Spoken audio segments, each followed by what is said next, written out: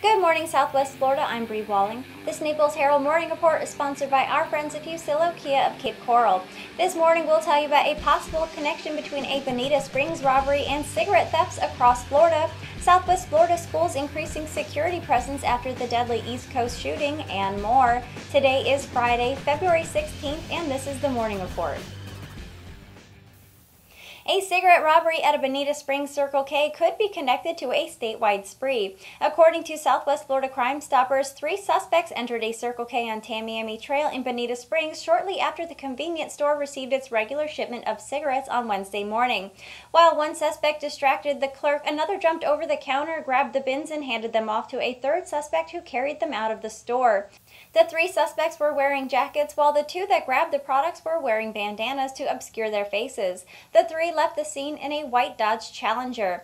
Crime Stoppers said Thursday that detectives believe the robbery is part of a statewide spree of similar thefts, as the methods and descriptions of the men involved match other robberies elsewhere in the state.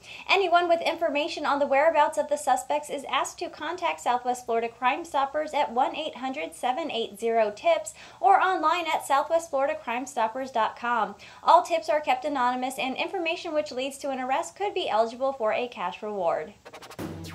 Southwest Florida school districts are looking at additional security and counseling after the Valentine's Day school shooting on the East Coast. Collier County Sheriff Kevin Rambosk will be working with Superintendent Kamala Patton to increase security and enhance visible law enforcement presence on school campuses. The Collier County School District sent out a guide for parents and families on how to talk to children about the incident in an age-appropriate manner and gave tips on how monitoring the news might affect the child's emotional state. Parents are encouraged to limit the exposure of young children to TV's news coverage and emphasize that the child is safe when there are adults around to protect them. In Lee County, the school district reassured parents that teachers and administrators follow active shooter protocols and have continuous active shooter training. They've also increased the security present on campuses after the shooting. District officials said that while they hope to never face this kind of tragedy, it's important to be prepared.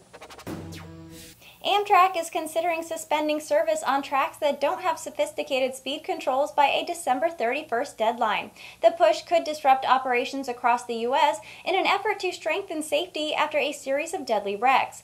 Positive Train Control Systems, or PTC, is designed to slow or stop trains that are going too fast, take control when an engineer is distracted or incapacitated, and prevent collisions with other trains. The president and CEO told a House subcommittee that Amtrak is worried passengers are being put at risk by delays in installing PTC on tracks it uses but doesn't own, tracks that make up a majority of Amtrak's network.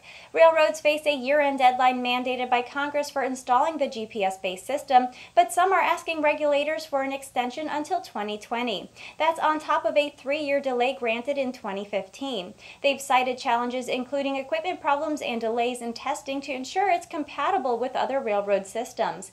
One House representative has proposed to ban further extensions in a bill that would offer more than $2.5 billion in grants to speed railroads' progress.